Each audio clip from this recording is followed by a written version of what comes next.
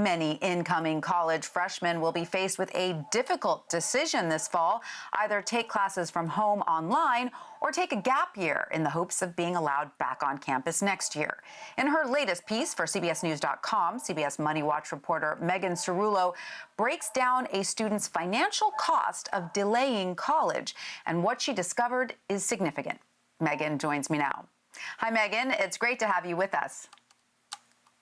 Hi, Tanya. Thanks for having me. So you found that there are pros and cons associated with each choice, but delaying college for a year now during the coronavirus pandemic could cost members of the class of 2024 a significant sum of money over time. What did you learn?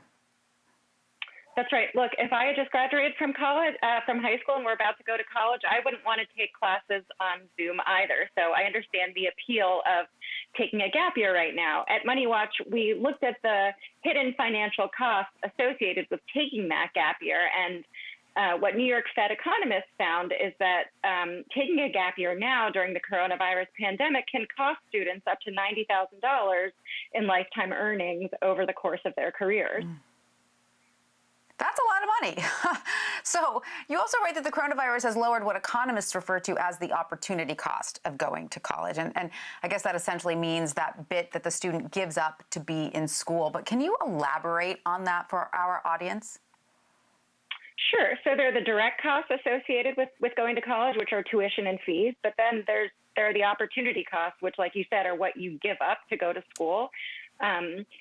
In this case, however, though, the opportunity costs of college have really been reduced because it's going to be really hard to find a job. That's something you might do as an alternative to going to college. But a quarter of young workers without college degrees lost their jobs in the months following the onset of the coronavirus pandemic. So working is pretty much off the table. And gap year opportunities, resume building, life enhancing, once in a lifetime gap year opportunities are also really limited because a lot of them involve travel, which is not possible right now. A lot of them involve office work, and those opportunities are next to non-existent. So that's why the opportunity costs, what you're giving up, are a lot lower. And going to college, well, it's always a good investment. It's a good investment right now. And by the same token, taking a gap year, while it always has costs, those costs have increased. Mm-hmm. And of course, there are also other non-financial drawbacks and benefits associated with both choices. And college counselors are seemingly divided on the advice they're giving out to students. What did you discover about that?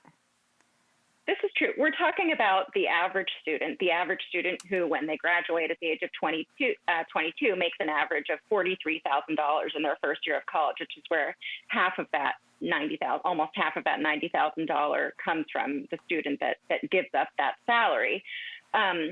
So it's not all about the money. There could be that the young entrepreneur who has a business idea, just graduated from high school, and wants to try to bring that to life. Now could be a really good time to actually give that a shot versus after college, after they've graduated, and the stakes are a little bit higher. So there are pluses and minuses to both pathways. You go to school, you take classes on Zoom. Okay, it's better than doing nothing. But again, you're giving up, a quarter of your time on campus, and the connections you make on campus and dining halls at football games. Those can be equally as important. Right. Yeah, I was wondering about the financial advantages in the long term of making those connections with your classmates, those contacts and that sort of networking that you do face to face in college, and how that plays out in terms of what financial benefit that might have over the long term. That's right. We didn't calculate what that benefit could be, but you could meet your future co-founder in class.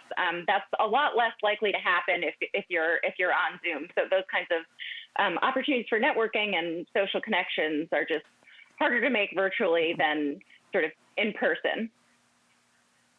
And not to mention affairs of the heart. A lot of people end up meeting their spouses in college. Didn't exactly happen to me, but it happened to a lot of my friends. So that's one thing that's a lot harder to do over Zoom as well. All right. Well, Megan Cerullo, that's exactly thank you right. so much. Thank you so much for your time. We really appreciate it.